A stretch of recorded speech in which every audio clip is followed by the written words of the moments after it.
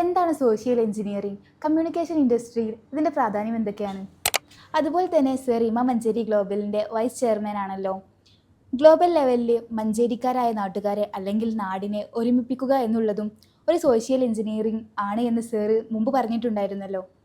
അതിനെക്കുറിച്ചൊന്ന് explain ചെയ്യുമോ? Social engineering എന്ന് പറഞ്ഞു കഴിഞ്ഞാൽ അതൊരു വലിയൊരു ഫീൽഡാണ്, വളരെ വിശാലമായൊരു ഫീൽഡാണ്. ആക്ച്വലി സോഷ്യൽ എഞ്ചിനീയറിംഗ് ഒരു നെഗറ്റീവ് കോണ്ടെക്സ്റ്റിലാണ് എപ്പോഴും പറയാറ്. പണ്ട് പോലെ അങ്ങനെ പറഞ്ഞു വന്നിരുന്നത് അങ്ങനെയാണ്. കാരണം ഒരു കൂട്ടം ആളുകളെ അവരറിയാതെ അല്ലാന്നുണ്ടെങ്കിൽ ഒരു സ്പെഷ്യൽ അല്ലെങ്കിൽ ഒരു മോട്ടീവോട് കൂടിയിട്ട് മാറ്റിയെടുക്കുക എന്നതാണ് സോഷ്യൽ എഞ്ചിനീയറിങ്ങിൻ്റെ അർത്ഥമായിട്ട് വരുന്നത്. എപ്പോഴും നെഗറ്റീവ് കോണ്ടെക്സ്റ്റിലാണ്, അല്ലെങ്കിൽ ആ ഒരു അർത്ഥത്തിലാണ് എപ്പോഴും എടുക്കാറ്. പക്ഷെ ഇന്നത്തെ കാലത്ത് ഇന്ന് ഇത്രയും കമ്മ്യൂണിക്കേഷൻ അല്ലെങ്കിൽ ഒരു വിപ്ലവം നടന്നുകൊണ്ടിരിക്കുമ്പോൾ സോഷ്യൽ എഞ്ചിനീയറിംഗിനെ കുറിച്ച് പറയുമ്പോൾ എനിക്ക് തോന്നുന്നത് ഇതൊരു സെഷനിൽ തീരില്ല. അതുകൊണ്ട് തന്നെ അതിൽ വരുന്ന കുറേ കാര്യങ്ങൾ, ഒരു ഉദാഹരണം പറയുകയാണെന്നുണ്ടെങ്കിൽ ഇപ്പോൾ ഡിമോണിറ്റൈസേഷൻ, ആധാറിൻ്റെ, പിന്നെ ഇപ്പോൾ അഡ്വർടൈസിങ് ക്യാമ്പയിൻസ് വരികയാണെന്നുണ്ടെങ്കിൽ ഇപ്പോൾ ഏരിയലിൻ്റെ ഷെയർ ദ ലോഡ് എന്ന് പറഞ്ഞിട്ട് ഒരു ക്യാമ്പയിനുണ്ട്. അതുപോലെ സ്വിഗ്ഗി പെട്ടെന്ന് നാട്ടിൽ ഫേമസ് ആയ സംഭവം. പിന്നെ വരുമ്പോൾ വി ക്യാൻ സേ IPL എങ്ങനെയാണ്, IPL എന്തുകൊണ്ടാണ് പ്ലാൻ ചെയ്തത്, എങ്ങനെയാണ് അത് ഇത്രയും സക്സസ് ആവാൻ കാരണം എന്ന് പറഞ്ഞ് ഇപ്പോൾ ലാസ്റ്റ് ഇപ്പോൾ നസ്രി പറഞ്ഞ എന്താണ് ഇമാം മഞ്ചേരി ഗ്ലോബൽ എന്ന് പറയുന്ന ഒരു സംഭവം. ഇപ്പോൾ ഒരു ഉദാഹരണം പറയുകയാണെന്നുണ്ടെങ്കിൽ അഡ്വർടൈസിംഗ് എന്ന് പറയുകയാണെന്നുണ്ടെങ്കിൽ ആളുകളെ നമ്മൾ ഒരു അറ്റൻഷൻ വാല്യൂ കൊടുത്തിട്ട് അവരതിൽ ആ പ്രോഡക്റ്റിനെ കുറിച്ച് മനസ്സിലാക്കിച്ചിട്ട് പിന്നെ ആ പ്രോഡക്റ്റിലേക്ക് അവർ ഇൻട്രസ്റ്റ് കൊണ്ടുവന്നിട്ട് പിന്നെ അത് അവരെ കൊണ്ട് വാങ്ങിപ്പിച്ചിട്ട് പിന്നെ ആ വാങ്ങിയ ആ ഒരു എക്സ്പീരിയൻസ് അവർ ഷെയർ ചെയ്തിട്ട് ഒരു കമ്മ്യൂണിറ്റി അല്ലാന്നുണ്ടെങ്കിൽ മറ്റ് ആളുകളിലേക്ക് അത് പകർന്ന് അങ്ങനെ ആ പ്രോഡക്റ്റിൻ്റെ വാല്യൂ പ്രൊപ്പോസിഷൻ കൂട്ടി ഒരു ഗ്രൂപ്പ് ഓഫ് പീപ്പിൾ അതിലേക്ക് വരുന്നതാണ് അഡ്വർടൈസിങ്ങിൻ്റെ ഒരു പ്രൈമറി ഒബ്ജക്റ്റീവ്. അപ്പോൾ അതിൻ്റെ ഒരു നെക്സ്റ്റ് ലെവൽ എന്ന് പറയുകയാണെന്നുണ്ടെങ്കിൽ ഹേർഡ് ബിഹേവിയർ എന്ന് പറയും. അപ്പോൾ ഇതിന് മുമ്പുള്ളത് ഒരു ഡാഗ്മാർ അപ്രോച്ചാണ്. ഡാഗ്മാർ അപ്രോച്ച് എന്ന് പറയുകയാണെന്നുണ്ടെങ്കിൽ ഒരു advertising goal defining advertising goal for measuring advertising result എന്നാണ് ഡാഗ്മാർ തിയറിയുടെ മീനിങ്. അപ്പോൾ അങ്ങനെ ഒരു പ്രോഡക്റ്റ് ഫേമസ് ആയതിനു ശേഷം അതിനൊരു സസ്റ്റൈനബിലിറ്റി ഉണ്ട്. കാരണം പ്രോഡക്റ്റ് ക്ലിക്കായാൽ മാത്രം പോരാ, ആ പ്രോഡക്റ്റിൻ്റെ ഒരു റൂട്ടുണ്ട്, അതിൻ്റെ ലൈഫുണ്ട്. ആ ലൈഫ് എന്ന് പറയുകയാണെന്നുണ്ടെങ്കിൽ ആ പ്രോഡക്റ്റ് ബോറടിപ്പിക്കാതെ ഇടയ്ക്കിടയ്ക്ക് കുറേ ചേഞ്ചസൊക്കെ വരുത്തി, ചിലപ്പോൾ കവറിലോ അല്ലാന്നുണ്ടെങ്കിൽ അതിൻ്റെ ഡിസൈനിങ്ങിലോ ഒക്കെ മാറ്റം വരുത്തി ആളുകൾക്ക് ഒരു മടുപ്പിക്കാത്ത രീതിയിൽ ഇടയ്ക്ക് ചില ഫ്ലേവേഴ്സ് ആഡ് ചെയ്തിട്ട് ഒരു വാല്യൂ ആഡഡ് പ്രൊപ്പോസിഷനിൽ കൂടെ ബിൽഡ് ചെയ്ത് കൊണ്ടുവരാൻ പറ്റും. അപ്പം അങ്ങനെ ചെയ്യുമ്പോൾ ഇവൻച്വലി എന്താ പറ്റുന്നതെന്ന് വെച്ചാൽ ഒരു ഹേർഡ് ബിഹേവിയർ അല്ലെങ്കിൽ ഹേർഡ് ആയിട്ടുള്ള ഒരു ഇതിലേക്ക് മാറും. ഈ ഹേർഡ് എന്ന് പറയുകയാണെന്ന് എന്താ അർത്ഥം?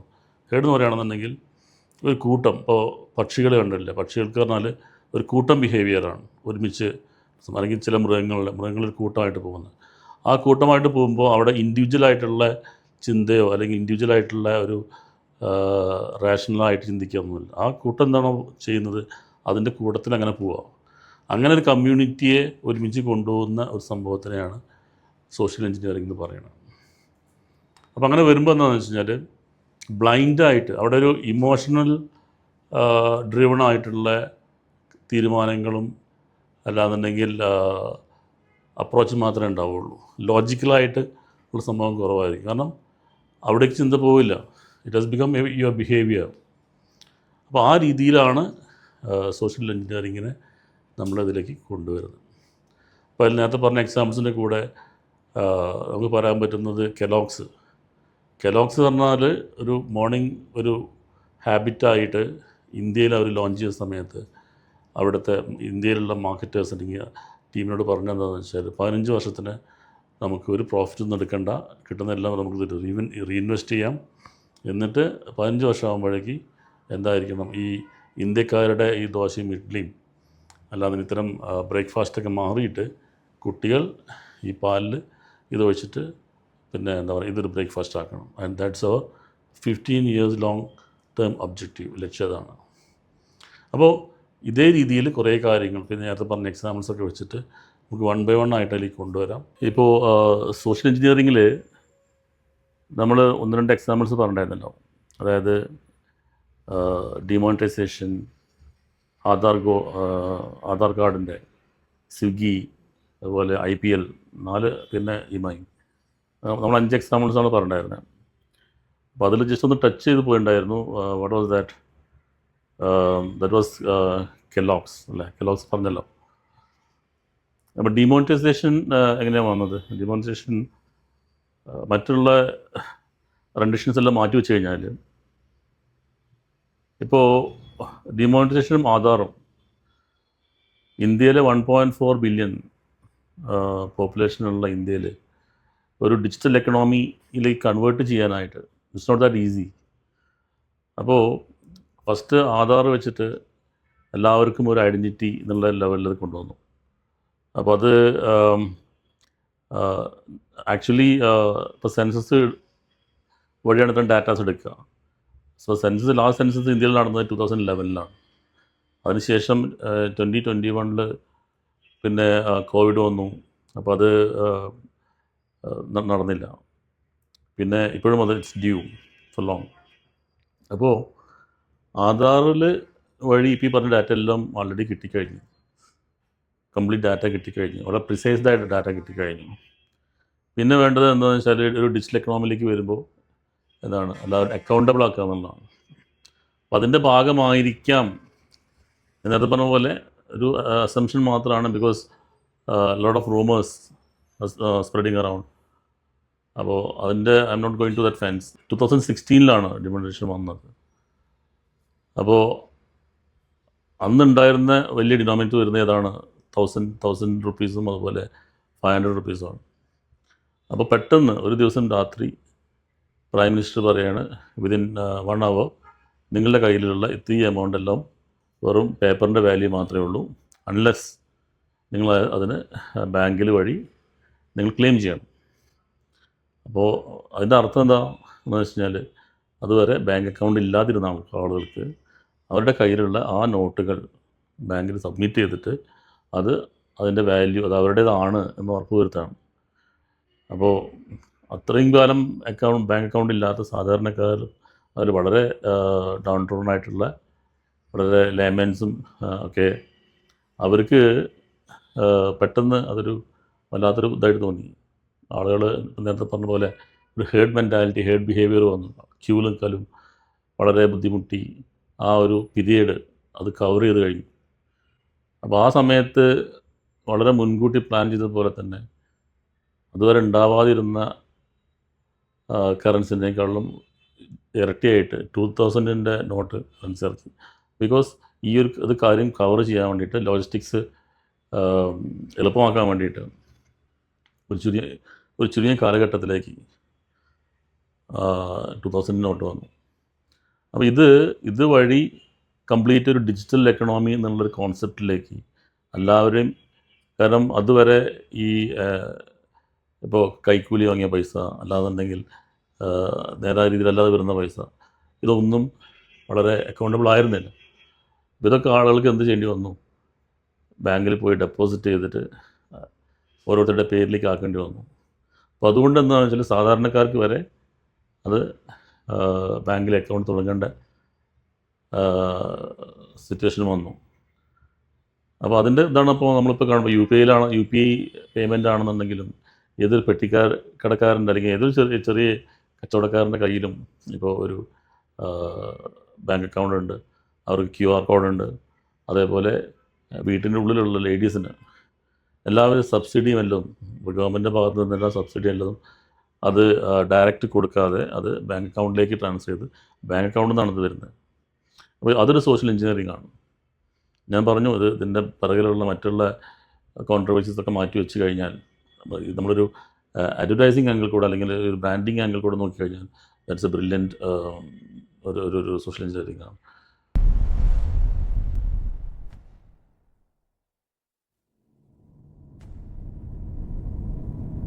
പിന്നീട് സ്വിഗ്ഗിയാണ്. സ്വിഗ്ഗി നിങ്ങൾക്കെന്നെ അറിയാമല്ലോ. ഐ തിങ്ക് ഒരു ന്യൂ ജനറേഷന് സ്വിഗ്ഗി എന്ന് പറഞ്ഞാൽ അത്രയും ഒരു ഫേമസ് ആയിട്ടുള്ള അല്ലെങ്കിൽ ഫ്രീക്വൻ്റ് ആയിട്ട് യൂസ് ചെയ്യുന്ന ഒരു ബ്രാൻഡ് നെയിമാണ്. അപ്പോൾ സ്വിഗ്ഗിയുടെ ഒരു ക്യാമ്പയിൻ ഉണ്ട്, ലേറ്റ് നൈറ്റ് ക്രൈവിങ്സ് എന്ന് പറഞ്ഞിട്ട്. എന്ന് വെച്ച് കഴിഞ്ഞാൽ സാധാരണ റെസ്റ്റോറൻറ്റ്സ് എല്ലാം ക്ലോസ് ചെയ്യുന്നത് 11 o'clock 11 o'clock കഴിഞ്ഞ് കഴിഞ്ഞാൽ പിന്നെ അന്ന് ഫുഡ് കിട്ടില്ല, അല്ലാന്നുണ്ടെങ്കിൽ അങ്ങനെ ഒരു കോൺസെപ്റ്റ് ഉണ്ടായിരുന്നു. അപ്പോൾ സ്വിഗ്ഗിയുടെ ക്യാമ്പയിൻ വെച്ചിട്ട് അവർ ചെയ്തതെന്ന് വെച്ചാൽ ഈ മിഡ് നൈറ്റ് ഹങ്കേഴ്സ്, ഈ മിഡ് നൈറ്റ് ഹങ്കർ തെറ്റല്ല എന്നുള്ള ഒരു കോൺസെപ്റ്റിൽ ആണ് അവർ 11 to 2 AM പുലർച്ചെ 2 മണി വരെ ഉള്ള ഒരു ആ സമയത്തുള്ള എന്താ പറയുക ഡെലിവറി. അത് നേരത്തേക്ക് പറഞ്ഞാൽ മെട്രോസിലായിരുന്നു, അത് വൈഡ് സ്പ്രെഡായിട്ടത് ഇത് ചെയ്തു. അപ്പോൾ അതുകൊണ്ട് ആ ഒരു കോൺസെപ്റ്റിനെ ഇപ്പം ഇതൊക്കെ പറഞ്ഞാൽ ഒരു പാരഡൈം ഷിഫ്റ്റ് എന്നൊക്കെ പറയും. വെച്ചാൽ ആളുകൾക്ക് ഒരു മാസമായിട്ടുള്ള ഒരു ബിഹേവിയർ പാറ്റേണിനെ ചേഞ്ച് ചെയ്യുക എന്നുള്ളതാണ് പിന്നെ ഉദ്ദേശിക്കുന്നത്. ഇപ്പോൾ അതുപോലെ തന്നെ അടുത്ത എക്സാമ്പിൾ പറയുന്നത് IPL എന്ന് പറയുന്നത്, ഇപ്പോൾ ഇന്ത്യയിൽ ക്രിക്കറ്റ് എന്ന് പറയുന്നത് വൈഡ് സ്പ്രെഡാണ് അല്ലേ. അപ്പോൾ ക്രിക്കറ്റ് പറഞ്ഞാൽ ഒരു ടൈം കൺസ്യൂമിങ് ആയിട്ടുള്ള ഒരു ദിവസം മുഴുവൻ അല്ലെങ്കിൽ 5 ദിവസം മുഴുവൻ, അപ്പോൾ അത് 1 day ആണെന്നുണ്ടെങ്കിലും ടെസ്റ്റ് ആണെന്നുണ്ടെങ്കിലും നീണ്ടുപോകുന്ന ഒരു കളിയെ അതിൻ്റെ ആ എസെൻസ് പിക്ക് ചെയ്തിട്ട് അതിനെ ഒരു ഫുട്ബോളിൻ്റെ അതേ ഒരു അഡ്രിനാലിൻ കോൺസെപ്റ്റിലേക്ക് മാറ്റുക. വെച്ചാൽ ഒരു 2 hours അല്ലെങ്കിൽ 3 hours അത് മാറ്റി ഒരു 20 overs മാത്രം വെച്ചിട്ട്. അപ്പോൾ അങ്ങനെ വരുമ്പോൾ അതൊരു കാർണിവൽ സ്റ്റൈലിലേക്ക് അതിനെ കൊണ്ടുപോകുന്നു. അതുകൊണ്ട് 2020 വളരെ നല്ല പ്രചാരം കിട്ടി വളരെ പെട്ടെന്നാണ്. അപ്പോൾ ഇന്ത്യയിൽ അത് വെച്ചിട്ട് ഈ 2020 വെച്ചിട്ട് ഇന്ത്യയിൽ IPL എന്ന് പറയുന്ന ഒരു കോൺസെപ്റ്റ് എന്ന് പറഞ്ഞാൽ ഇറ്റ്സ് വെരി ബ്രില്യൻറ്റ്. കാരണം വെച്ചാൽ ഇന്ത്യയിൽ എന്ന് പറയുകയാണെന്നുണ്ടെങ്കിൽ ഇന്ത്യയുടെ കൾച്ചറും റീജിയണൽ പ്രൈഡും കൂടെ കൂട്ടിച്ചേർത്തിട്ട്, എന്നുവെച്ചാൽ IPL ടീമുകൾ നോക്കിയാൽ മനസ്സിലാവും. എന്നുവെച്ചാൽ ചെന്നൈ ആണെന്നുണ്ടെങ്കിൽ ചെന്നൈയുടെ CSK, അതുപോലെ മുംബൈ ഇന്ത്യൻസ്, രാജസ്ഥാൻ റോയൽസ്. രാജസ്ഥാൻ എന്ന് പറഞ്ഞാൽ അവർ എപ്പോഴും അവിടെ എന്താ പാലസും ബന്ധപ്പെട്ട Rajasthan Royals, Gujarat Titans, Calcutta night Riders. അപ്പോൾ ഇങ്ങനെയൊക്കെ ഓരോ റീജിയനിലുള്ള ആളുകളെ അവരെ മോട്ടിവേറ്റ് ചെയ്തിട്ട് അവർക്കൊരു സ്പിരിറ്റ് അവരെ ഇൻസ്പയർ ചെയ്യിച്ചിട്ട് അവരെ റീജിയണൽ പ്രൈഡ് യൂസ് ചെയ്തിട്ട് അതിനൊരു കാർണിവലായി കൊണ്ടുപോകുന്നു. അതുകൊണ്ട് ഇന്ത്യൻ ക്രിക്കറ്റിൻ്റെ ഏറ്റവും വലിയ ഗുണം എന്താ വെച്ച് കഴിഞ്ഞാൽ, ഈവൻ ഈ വേൾഡ് കപ്പ് ഇന്ത്യ ഇപ്പോൾ 3 ഫോർമാറ്റിലും വേൾഡ് കപ്പ് വിന്നേഴ്സാണ്. അപ്പോൾ എങ്ങനെ സംഭവിച്ചതെന്ന് വെച്ച് കഴിഞ്ഞാൽ ഇതൊരു വലിയ കാരണമാണ്. കാരണം നാട്ടിലുള്ള ലോക്കൽ ടാലൻസിന് ഓരോ ടീമിലും അവർ പുറമെന്ന് പ്ലേയേഴ്സിനെ ഹയർ ചെയ്തിട്ടുണ്ട്. അപ്പോൾ അതിൽ ഇംഗ്ലണ്ടിൻ്റെ കളിക്കാരുണ്ട്, അതുപോലെ വെസ്റ്റ് ഇൻഡീസിൻ്റെ ഉണ്ട്, അതുപോലെ ഓസ്ട്രേലിയയുടെ ഉണ്ട്. അതായത് ഇൻ്റർനാഷണൽ ക്രിക്കറ്റിൽ കളിക്കുന്ന വളരെ ലെജൻസിനെ എല്ലാം ഹയർ ചെയ്ത് കൊണ്ടുവന്നിട്ടുണ്ട്. അപ്പോൾ അങ്ങനെ കൊണ്ടുവരുമ്പോൾ എന്താണെന്ന് വെച്ചാൽ അവരുടെ മെത്തേഡ്സ് അവർക്ക് അവരുടെ ടീം കോച്ചിൻ്റെ അടുത്ത് കിട്ടുന്ന മെത്തേഡ്സ് ഇന്ത്യൻ കളിക്കാർക്ക് പഠിക്കാൻ പറ്റി. നേരത്തെ അങ്ങനെ ആയിരുന്നില്ലല്ലോ. നേരത്തെ ഒരു ഡ്രസ്സിങ് റൂമിൽ വരെ വളരെ പ്രൈവറ്റ് ആയിട്ടുള്ളതായിരുന്നു. ഇപ്പോൾ ഡ്രസ്സിങ് റൂം ഷെയർ ചെയ്തപ്പോൾ എങ്ങനെയൊക്കെയാണ് അതിൻ്റെ ടെക്നിക്സും കാര്യങ്ങളുമൊക്കെ വളരെ മിങ്കിൾ ചെയ്യാനുള്ള ഒരു അവസരം ഇന്ത്യൻ പ്ലെയേഴ്സിന് കിട്ടി. ഇത് തന്നെയാണ് വേൾഡ് കപ്പ്. അതിപ്പോൾ 1 day ആണെന്നുണ്ടെങ്കിലും 2020 ആണെന്നുണ്ടെങ്കിലും ഈവൻ വിമൻസ് ക്രിക്കറ്റ് ആണെന്നുണ്ടെങ്കിലും ഇതിലൊക്കെ ഇന്ത്യക്ക് വളരെ മുന്നോട്ട് പോകാനുള്ള അല്ലെങ്കിൽ വിന്നേഴ്സ് ആവാനുള്ള ഒരു ചാൻസ് കിട്ടാൻ കാരണം.